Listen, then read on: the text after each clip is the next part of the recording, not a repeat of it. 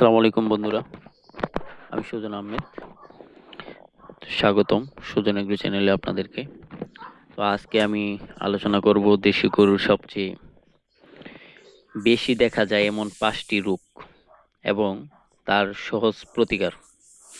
এগুলা করতে পারলেই আপনি দেশি গরু খামারে লাভবান হতে পারবেন খুব সহজেই। তো ভিডিওটা না টেনে আমাদের সাথেই থাকবেন। যদি এগুলো আগে থেকে চিনতে চান তাহলে আপনার খামারও বাঁচবে, গরুও বাঁচবে।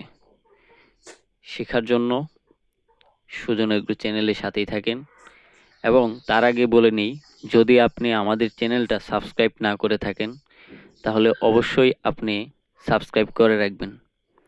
কারণ আমরা প্রতিদিন আমাদের সুজন এগ্রো খামারের দেশি গরুর যে খামারটা, এটা প্রতিদিন আমি আপডেট ভিডিও দেই এবং আমার যে অভিজ্ঞতা থেকে আমি আপনাদেরকে বাস্তব ভিত্তিক পরামর্শ এবং সবকিছুই আপনাদের সাথে শেয়ার করি।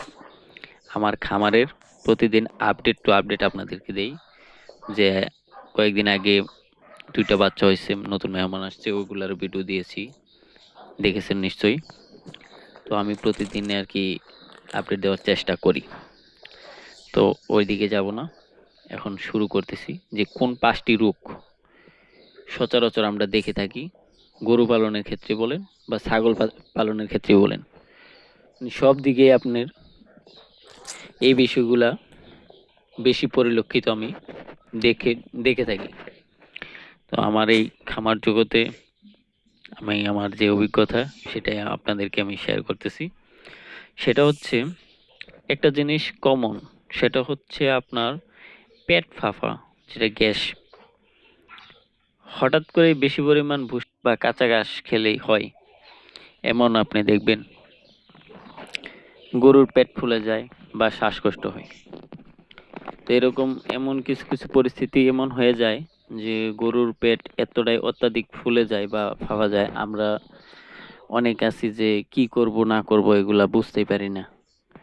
তো এটা বুঝতে বুঝতেই আমাদের এদিকে একটা দুর্ঘটনা ঘটে যায়, অথবা আপনার গরুর পেট ফুলতেছে বা ফাঁপা ধরছে, আপনি সেটা খেয়ালই করেন নাই, এদিকে আপনি শুধু খাওয়াইতে আছেন, এমন একটা সময় যে একদম গ্যাস হয়ে এরকম গরু মারা যায়। তো এমনও রেকর্ড আছে, বাংলাদেশের অনেক মানুষ এরকম ভুল করে থাকে।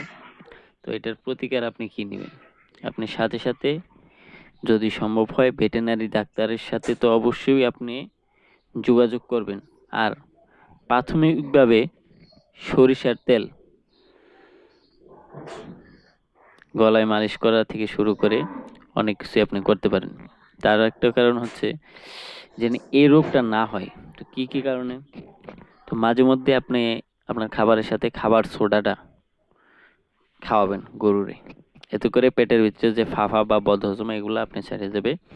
এবং পারলে জাইমোবেট খাওয়ানোর চেষ্টা করবেন গরুরে। মাঝে মধ্যে জাইমোবেট খাওয়ালে এই পেটের ভিতরে গ্যাস ট্যাস এগুলো বদহজম এগুলো দূর হয়।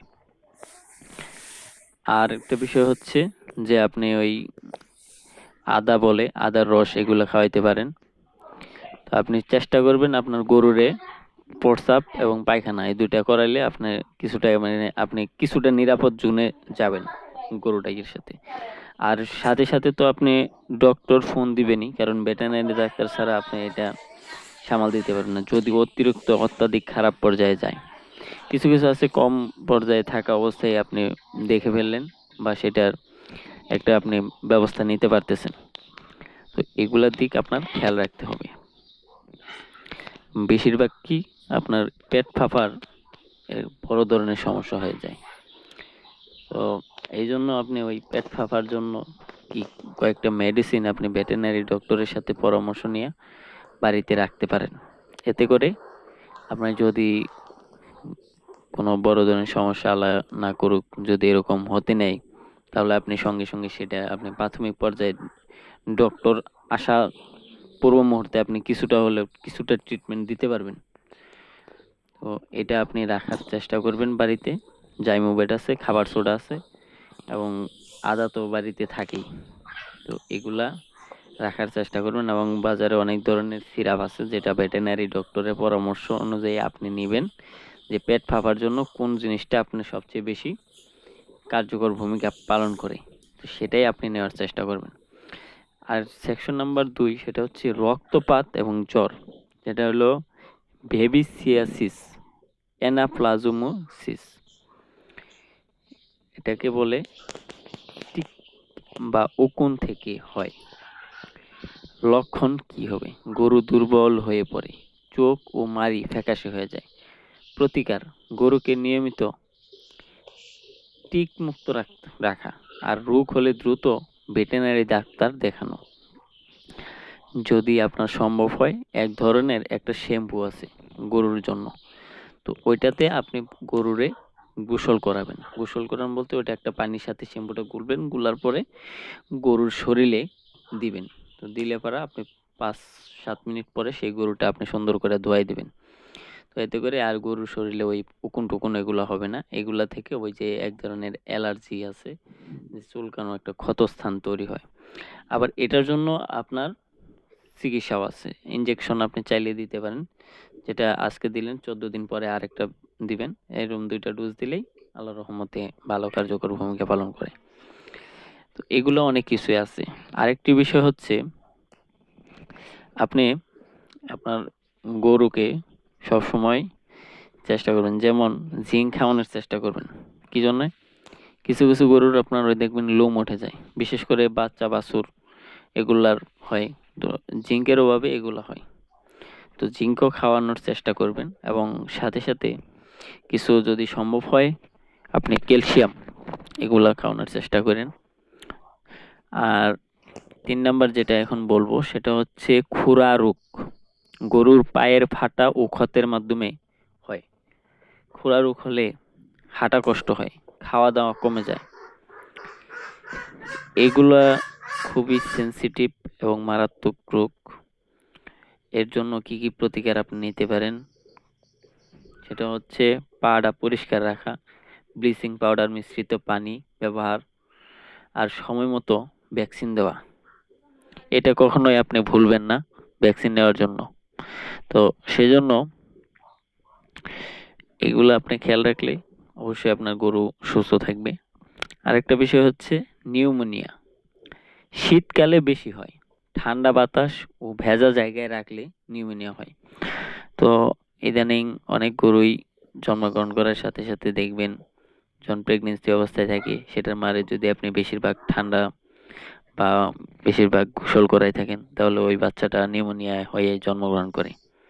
তো সেক্ষেত্রে এর কিছু আপনার ট্রিটমেন্ট বা আলাদা কিছু যত্ন রাখতে হবে। শুকনো বা এরকম পরিষ্কার জায়গায় রাখবেন, শুকনো জায়গায় রাখবার চেষ্টা করবেন। এর কিছু একটা কেয়ার নেওয়া উচিত আপনার, কারণ যেহেতু ভুলটা আপনার থেকেই শুরু হয়। তো এই নিউমোনিয়ার কি কি লক্ষণ আপনি পাবেন? যেমন কাশি দেখবেন, নাক দিয়ে পানি পড়া দেখবেন। তো আমার আরেকটা জিনিস বলি, সেটা হচ্ছে অনেক বাছুরই জন্মগ্রহণ করার পর নাক দিয়ে কিছুটা পানি পড়ে, তো এটার জন্য আবার ভয় পাওয়ার কিছু নাই, অথবা আপনি আবার এটা হেলাই ফেলাই ফালাই রাখার কোনো কিছু নাই।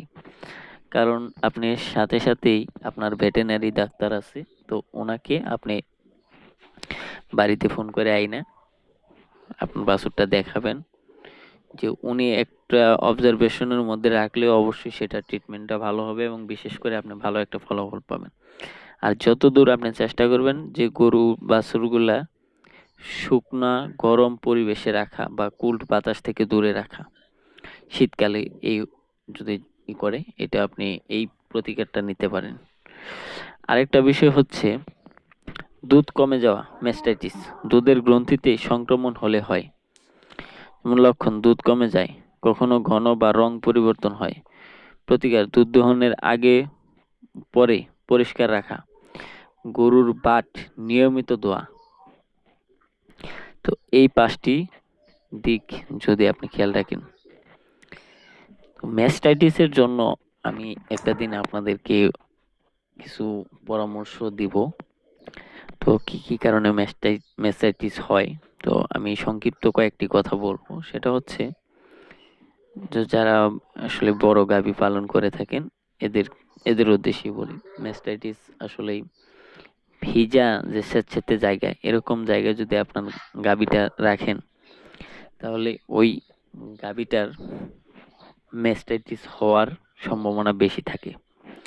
আরেকটা বিষয় হচ্ছে যে প্রেগনেন্সি অবস্থায় যখন রাখবেন তখন চেষ্টা করবেন গাভীটারে পরিষ্কার পরিচ্ছন্ন জায়গায় রাখার জন্য। যতটা সম্ভব হয় গাভীটারে পর্যাপ্ত পরিষ্কার পরিপাটি রাখার চেষ্টা করবেন। যে জায়গায় থাকবে জায়গাটা যেন ভেজা ভেজা না হয়, শুকনা শুকনা হয়। তো এইগুলার দিক আপনার নিজ দায়িত্বে খেয়াল রাখতে হবে। কারণ খামারটা যেহেতু আপনার নিজের শখের, তো আপনার ওই শখের জিনিসটারে যেরকম কেয়ার নিতেন ঠিক গরুর ক্ষেত্রেও তাই আপনার করতে হবে। নচেৎ আপনি এই গরুর খামারে আপনি সফল হতে পারবেন না। কারণ এটারে মন থেকে ওইরকম ভাবে আপনার ভালোবাসতে হবে, তবেই আপনি এটা সাকসেস হতে পারবেন। আর ম্যাস্টাইটিসের জন্য কিছু কিছু পরামর্শ দিই, সেটা হচ্ছে যে আপনি যদি আপনার বেশি দুধের গাভী থাকে সেটা আপনি দিনে 3 বার করে দুধ দহনের চেষ্টা করবেন। আর দুধ দহনের পরপরই উলানগুলা আপনি ভালো করে পরিষ্কার করবেন। আর তারপরে কিছু খাবার দিবেন যাতে করে মিনিমাম 1-1.5 ঘন্টা 2 ঘন্টা যেন দাঁড়িয়ে থাকতে পারে। তো এই রেশনগুলা আপনি মেনটেন করলে এই ম্যাস্টাইটিসের হাত থেকে কিছুটা হলেও রক্ষা পাবেন।